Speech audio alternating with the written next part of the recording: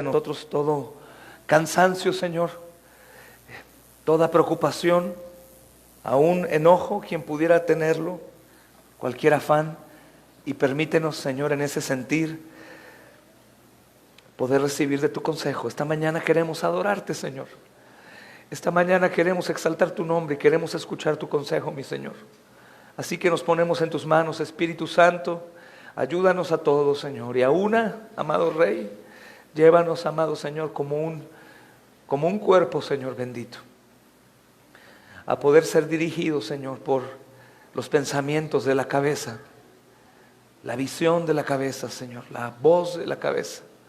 Y oír, amado Señor, también como lo hace, Señor, la cabeza de esta iglesia, que es Cristo nuestro Señor. Te agradecemos, Señor, por habernos permitido llegar aquí, a todos los que estamos a temprana hora, para escuchar lo que tienes para cada uno de nosotros. En el nombre de Jesús oramos. Amén y amén. Gloria a Dios, hermanos. ¿Ya mejor? No, ya vi que no. Gloria a Dios. Vamos a abrir la Biblia en Proverbios capítulo 18, hermanos, versículo 1 y 2.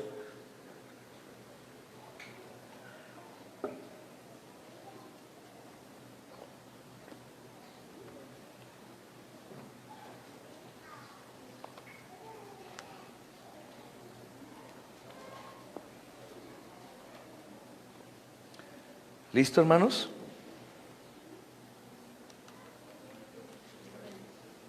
Gloria a Dios. Vamos a Proverbios capítulo 18. Tony.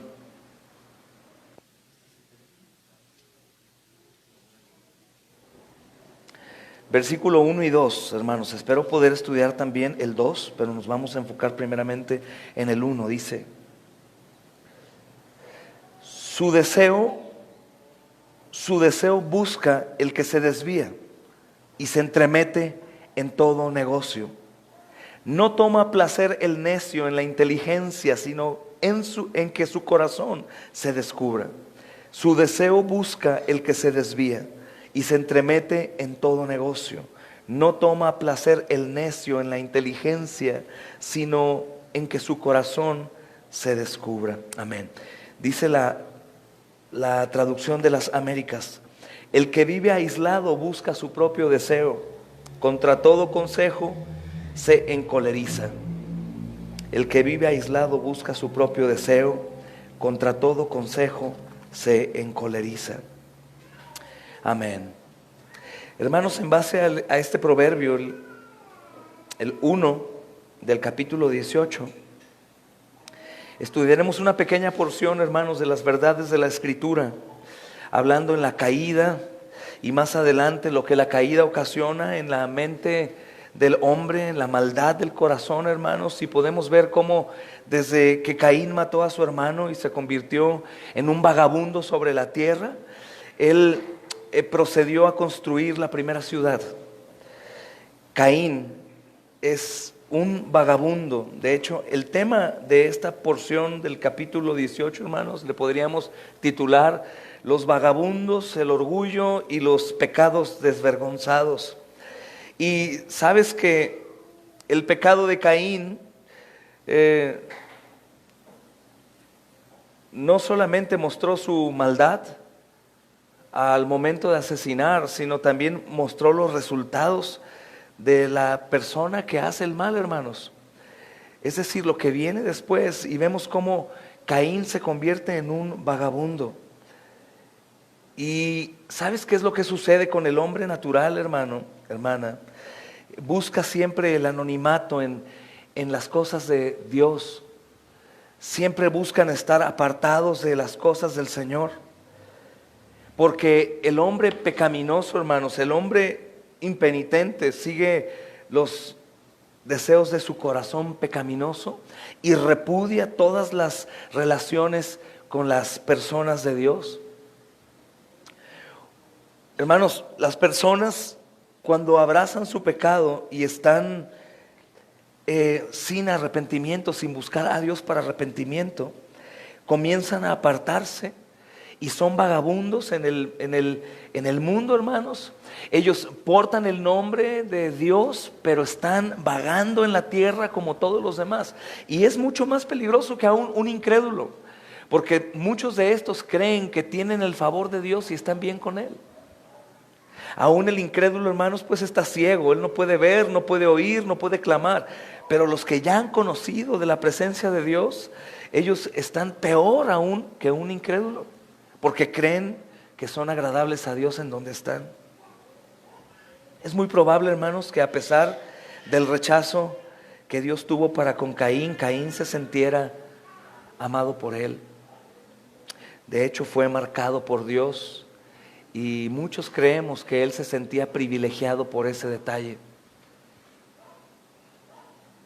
Yo soy marcado por Dios y no tengo problema, pero aquellos que siguen, hermanos, los instintos de su corazón pecaminoso, repudian todas las relaciones que tienen que ver con el Señor. Hubo un Marqués de Sade que escribió esto, dice: mi vecino es nada para mí. No hay la más ligera relación entre él y yo. Otro filósofo existencialista moderno dijo: el infierno es las demás personas. Y esto muestra, hermanos, lo que sucedió con Caín, el anonimato en el mundo y aún en las cosas de Dios. Y los que están en su pecado sin ir al arrepentimiento comienzan a tener esta actitud: yo y Dios estamos bien, los demás no son necesarios. La iglesia, no es necesaria. La comunión con los hermanos, no es necesaria, no hay problema. Podría faltar un culto, podría faltar la reunión, no es necesario, la verdad. Yo solo puedo, yo solo voy bien. Ellos no saben, ellos no entienden, ellos están equivocados, toman las cosas muy en serio. Y esa es la actitud pecaminosa de Caín, hermanos. Estar en el anonimato. Y así podemos ver, hermanos, cómo este tipo de hombre, como el hombre humanista, y solamente busca sus propios deseos, y las demás personas solamente son inconvenientes en su camino.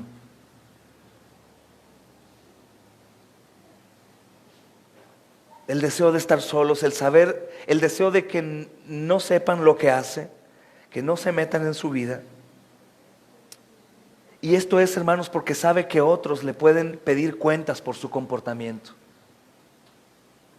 De hecho, una de las cosas que suceden, ¿te ha sucedido en el trabajo alguna vez? Si tú pasaste por una situación así, sabes de lo que hablo. Algo malo hiciste en tu trabajo, incumpliste en tus horarios, robaste o algo sucedió, y tu actitud en el lugar de trabajo y con los compañeros no es la misma, ¿cierto? Sientes como si ellos supieran lo que tú hiciste y vives pensando en lo que ellos pudieran estar pensando de ti. Tienes temor de acercarte aún a las personas porque tienes temor de que ellos busquen confrontarte por tu comportamiento. Y lo mismo sucede en la iglesia, hermanos. Personas que comienzan a tener este espíritu de anonimato en las cosas de Dios, de apartarse, de no sentir la necesidad del cuerpo, hermanos. Ellos comienzan a apartarse, y cuando se relacionan con el cuerpo, su actitud es un tanto áspera porque creen que les vas a llamar la atención por su comportamiento. Ese es el pensamiento del hombre humanista: no se metan conmigo, yo sé lo que hago, déjenme en paz. Hermanos, este problema es grave porque normalmente el llamado al arrepentimiento viene a través de la exhortación de algún hermano que nos ama. Y este espíritu precisamente lo que hace es apartarlo de la confrontación, porque él tiene miedo a que lo obliguen a ser honesto con su manera de ser, incluyendo su egoísmo y su pecado al no entregarse en el servicio, a la comunión o en cualquier otro lugar del mundo, hermanos, en donde nos desenvolvamos. Tiene temor a que le pregunten. Por tanto, hermanos, este hombre se retrae sobre sí mismo. Pero el problema, hermanos, es que entre más se aísla, más da lugar a sus deseos malvados. Y las consecuencias de tal patrón, hermanos, son vidas completamente aterradoras y destructoras. Ese es el problema. Cuando el Señor nos exhorta a la comunión y a la perseverancia, hermanos, y a través de los pastores lo hace. Creo que muchos creen que es por la ofrenda, tal vez. Es que quiere que vayan muchos para que ofrenden muchos. O porque quiere a lo mejor tener las sillas llenas y el número de personas. Pero la realidad que la exhortación a la perseverancia, hermanos, es por el propio bien del que asiste a la iglesia. Porque precisamente al irse aislando poco a poco, no únicamente se queda en el poco a poco, hermanos, en un tanto lejos y al otro día otro poquito lejos y después cuando sea vuelve, no. El problema es que la consecuencia es aterradora.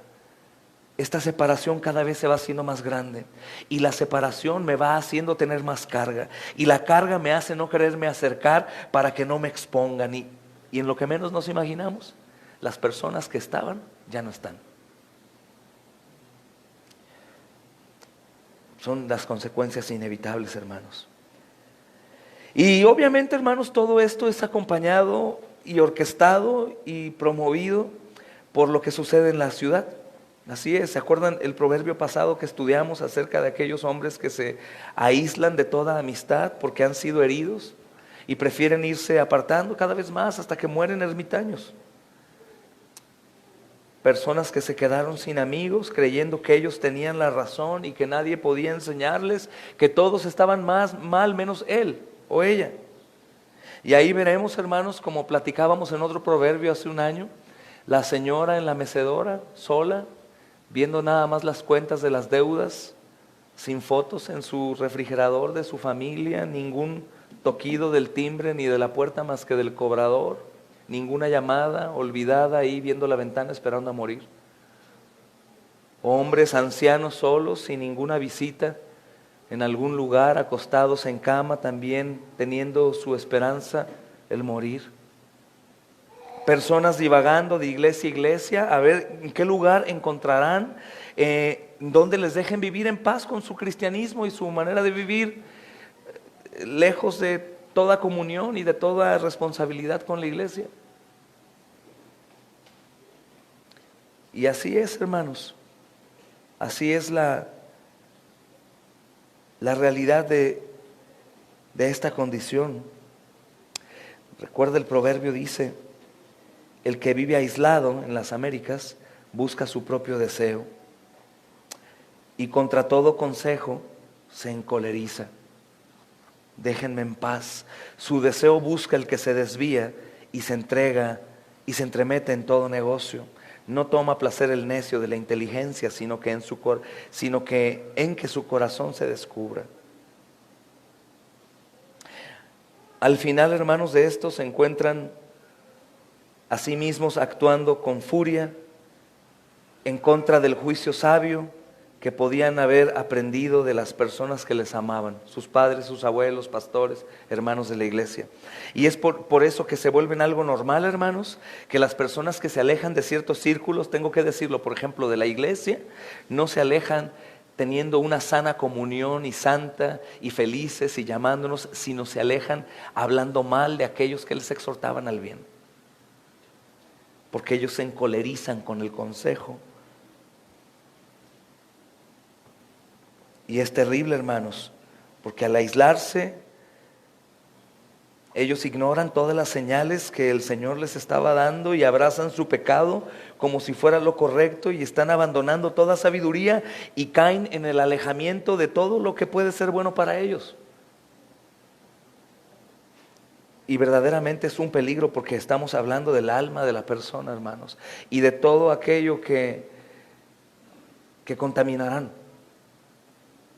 sus hogares, sus trabajos, al punto de pensar que la iglesia no es para ellos y que es mejor tener una relación directa con el Señor. Roguemos a nuestro Dios, hermanos, que nos ayude. El proverbio 2, hermanos, dice: No toma placer el necio en la inteligencia, sino que en su corazón se descubre. Y tiene una secuencia, hermanos, porque este tipo de persona es como, no sé si tú has conocido a alguien o tú eres una de las personas que parece únicamente estar interesado en sus propias opiniones. Cuando nos enojamos, por ejemplo, hermanos, somos de estos. Solamente estamos interesados en nuestras propias opiniones y no escuchamos más. Cuando otros están compartiendo información o tratan de hacernos entrar en razón, no nos interesa escuchar, porque nosotros estamos únicamente interesados en nuestras propias opiniones. Y normalmente, hermanos, cuando está esta actitud, la persona tiene más alto respeto por sus propias palabras que aún por las palabras del hombre más sabio de todos. Y la pregunta es, hermanos, ¿cómo se generan estas falsedades? ¿O cómo sucede esto en un hombre, una mujer, hermanos? Pues solo es por los necios deseos del corazón. Porque el necio normalmente está pensando, hermanos, en nuevas formas para ver la realidad y para decir que tiene la razón.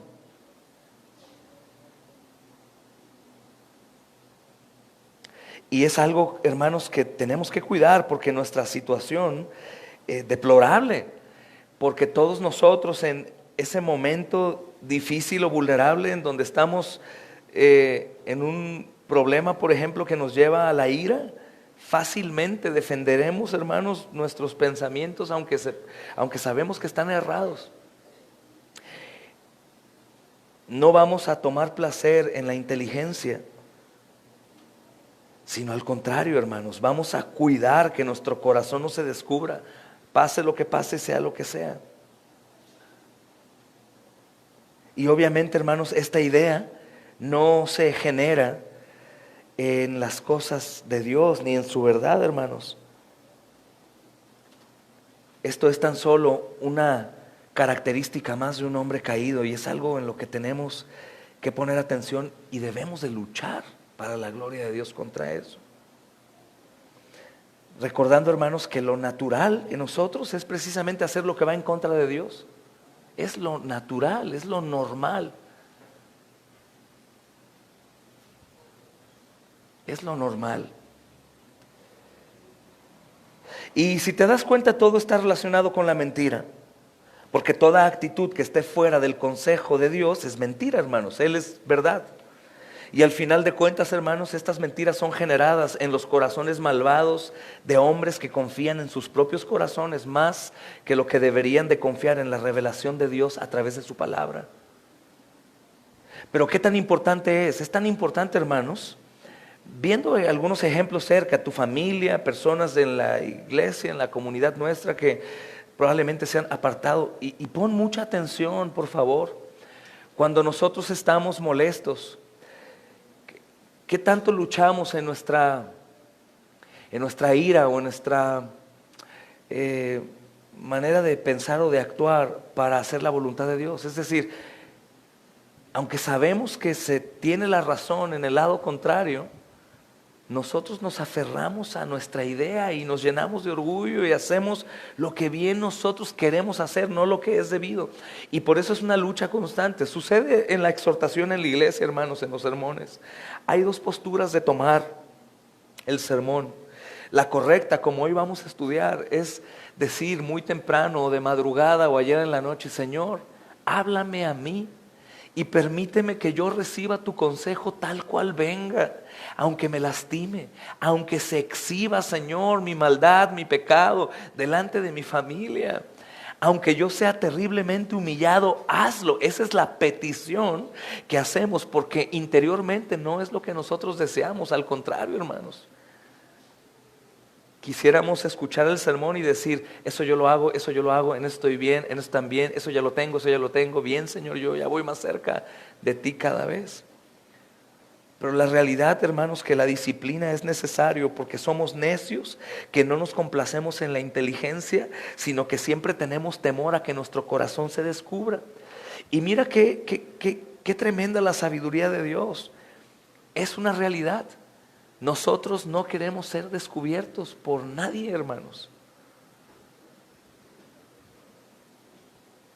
por nadie. Y por eso hoy les pido, hermanos, que en base a estos dos proverbios, meditemos y oremos a Dios, que Él nos proteja de adorar nuestras propias ideas, hermanos, y del orgullo que es letal. El orgullo es letal. Hermano, como pastor y predicador desde un púlpito, el Señor me ha permitido ver, creo que también a todos los predicadores que ponen atención, cómo el orgullo, que es muy discreto, es muy disimulado, hermanos, comienza a crecer cada vez más en la manera en cómo se recibe el mensaje desde el púlpito. Como yo estoy enfrente y puedo ver a todos, hermanos, yo he visto cómo progresivamente algunos fueron creciendo en su orgullo al recibir la palabra. Sus rostros de algunos comenzaron con gozo de la palabra, fueron siendo exhibidos en su maldad, su corazón fue siendo destapado como una cloaca tapada con cientos de años y no gustó el olor y el rostro ya no era de gozo, sino y el ceño comienza a fruncirse, cierran los brazos, los cruzan, se sientan. He visto aún que esas personas comienzan en pareja a reírse de algo, a no tomar en cuenta, a voltearse, a ver al niño, a voltear a la mosca. Su orgullo los hace ciegos, hermanos. Cuídense individualmente, cada uno de ustedes. Desde ahí tal vez no lo ves, hermano. En este contexto del culto, desde aquí sí se alcanza a ver. Cuídense de recibir la palabra de Dios. Solo pensemos en esto, hermanos, con coherencia. ¿De quién es esta palabra, hermanos? ¿De quién es el consejo? Decía mi suegro, pastor, deberíamos de temblar y de brincar como los pentecostales cada vez que este libro se abre en el púlpito, hermanos. Sería lo coherente. Entonces, viendo desde esta perspectiva solamente, hermanos, de que no temblamos ante su palabra de la manera que deberíamos de temblar, porque el Dios del universo nos habla hoy, entonces sepamos que estamos en un territorio muy peligroso. Señor, no tiemblo a tu palabra, entonces ayúdame a ser librado de mí, ayúdame a protegerme de no adorar mis propias ideas y apártame del orgullo, para que yo siempre pueda recibir tu consejo, tu palabra, como decía Beto en casa de Claudio, poder recibir tu consejo venga de quien venga. No importa el predicador con que esté predicando tu palabra, sé que tú hablas y lo voy a recibir como de tu parte. Cuidémonos, hermanos, estamos en una condición peligrosa, no es broma. No es broma, hermanos, es algo serio. Por eso el Señor nos lo aconseja. Amén, hermanos. Oremos al Señor. Padre, te agradecemos, Señor, que nos permitas hoy, Dios, escuchar nuevamente, Señor, de tu palabra, Señor. Ciertamente el entendido, Señor, dirá a esta, amén. Es verdad lo que tú dices, Señor. No puedo negarlo porque, Señor, es imposible ser, bendito Dios, sordos ante estas verdades, Señor. Y creo que ninguno de nosotros podría decir, estoy enterado, yo siempre recibo, no hay orgullo en mí. No, Señor, protégenos a todos de adorar nuestras propias ideas. Y que siempre recibamos tu palabra, Señor, aunque ésta nos lastime. Y que recordemos que estamos en un territorio peligroso y que el peligro más grande habita dentro de nosotros, Señor. Porque hacemos lo que bien creemos que es lo correcto, Señor. Aún lo hacemos cuando sabemos que no lo es. Permítenos, Señor, entender de qué se trata todo esto, Señor. Comprender, amado Señor, que no es un juego, no es un club, no es otro templo más, Señor, que adoramos.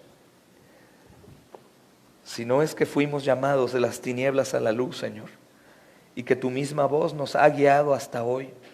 Y que tú deseas, amado Señor, no compartir tu gloria con nadie y nos has comprado por completo, Señor. Señor, ayuda a aquellos que tienen en poco aprecio esto.